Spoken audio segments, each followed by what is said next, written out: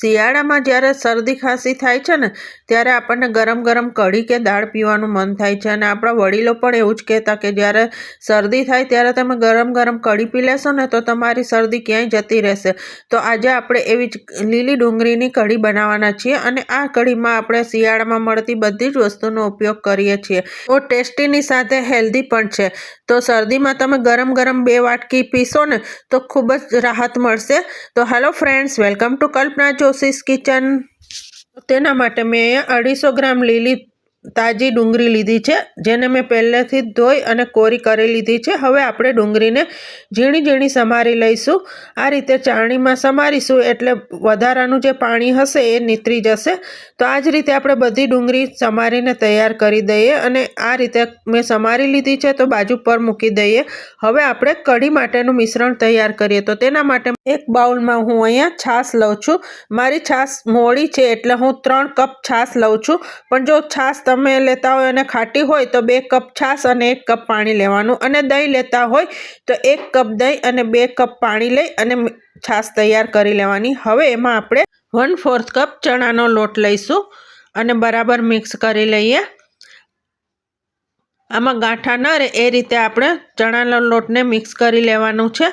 આટલું પાતળું રાખવાનું છે.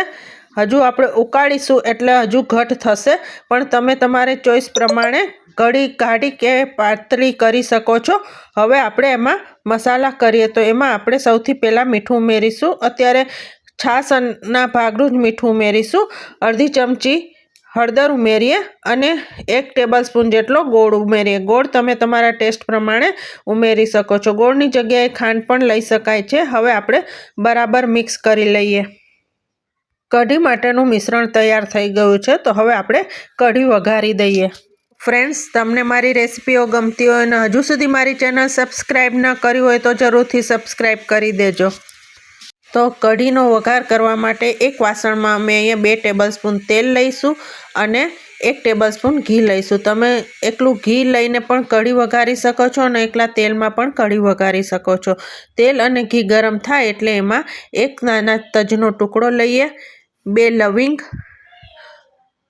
2 થી 3 કાળા મરી, 2 સૂકા લાલ મરચાં લઈએ,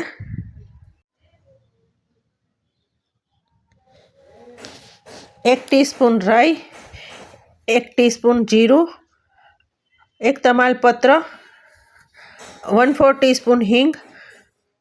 આ સમયે ગેસ ધીમો રાખવાનો છે ને તો બધા મસાલા બળી જશે. હવે એમાં 1 તીખું લીલું મરચું અને 1 નાનો ટુકડો આદુનો છીણીને લઈશું અને બધું બરાબર હલાવીને સાંતળી લઈશું. આ સમયે મીઠા લીમડાના પાન પણ ઉમેરી દેવાના. પણ મારી પાસે અત્યારે મીઠો લીમડાના પાન નથી એટલે હું નથી ઉમેરી રહી. તો બરાબર બધું સાંતળી લઈએ. હવે એમાં આપણે મારી પાસે અહીંયા લીલી હળદર છે એટલે હું નાનો ટુકડો છીણીને લઉં છું. ઓપ્શનલ છે પણ સરસ લાગે છે ટેસ્ટમાં એટલે હું ઉમેરી રહી છું. એને પણ આપણે સરસ સાંતળી લઈએ. 2 ટેબલસ્પૂન લીલું લસણ ઝીણું કાપીને લીધું છે, એને પણ સાંતળી લઈએ. અત્યારે ખૂબ જ સરસ સુગંધ આવી રહી છે.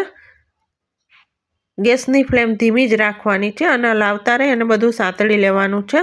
બધું સરસ સંતળાઈ ગયું છે. તો હવે એમાં આપણે લીલી ડુંગળી જે ધોઈને સમારીને રાખી છે એ ઉમેરી લઈએ અને મિક્સ કરી લઈએ. અત્યારે શિયાળામાં લીલી ડુંગળી, લીલું લસણ અને બધી શાકભાજી, બધી ભાજીઓ ખૂબ જ સરસ ફ્રેશ મળતી હોય છે.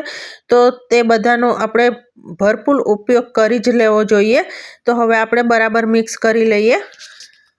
આપણે સાદી કઢી તો બનાવતા જ હોઈએ છીએ, પણ એક વખત આવી લીલી ડુંગળીની કઢી બનાવજો, ખૂબ જ ટેસ્ટી બને છે. ડુંગળી સરસ સંતળાઈ ગઈ છે. તો હવે એમાં આપણે મસાલા કરી દઈએ. તો સૌથી પહેલાં એમાં આપણે મીઠું ઉમેરીશું. અત્યારે આપણે ડુંગળીના ભાગનું જ મીઠું ઉમેરીશું. કઢીમાં તો આપણે મીઠું ઉમેરી દીધું છે એટલે સ્વાદ પ્રમાણે મીઠું ઉમેરીએ અને 1 ટીસ્પૂન હળદર ઉમેરીએ અને બરાબર મિક્સ કરી લઈએ.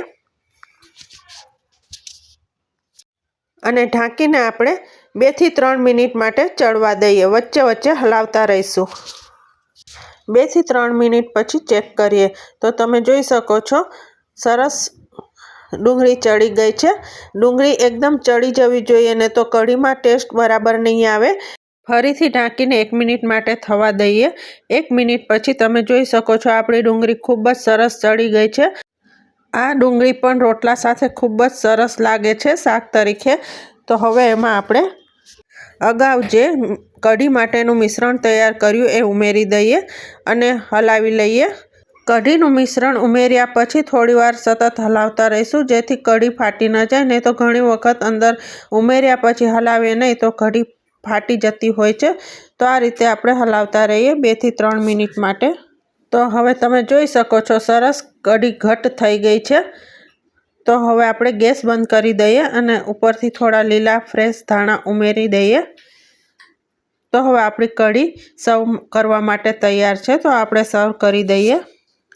તો ફ્રેન્ડ્સ તૈયાર છે લીલી ડુંગળીની ખૂબ જ ટેસ્ટી એવી કઢી જેને આપણે ગરમ ગરમ સર્વ કરી દઈએ। આ કઢી રોટલા ભાખરી પરોઠા સાથે ખૂબ જ સરસ લાગે છે અને એમને પણ ખૂબ જ સરસ લાગે છે। જો શરદીમાં તમે 1-2 વાટકી ગરમ ગરમ કઢી પી લેશો તો શરદીમાં ખૂબ જ રાહત મળશે અને ટેસ્ટીની સાથે હેલ્ધી પણ એટલી જ છે કારણ કે આમાં આપણે શિયાળામાં વપરાતી બધી જ વસ્તુનો ઉપયોગ કર્યો છે। તો તમે પણ આ રીતે જરૂર બનાવજો અને જો તમને મારી આજની રેસીપી પસંદ આવી હોય તો લાઈક કરી અને હજુ સુધી મારી ચેનલ સબસ્ક્રાઈબ ન કરી હોય તો જરૂરથી સબસ્ક્રાઈબ કરજો જેથી મારા નવા વિડીયોના નોટિફિકેશન આપના સુધી પહોંચી શકે। Thank you.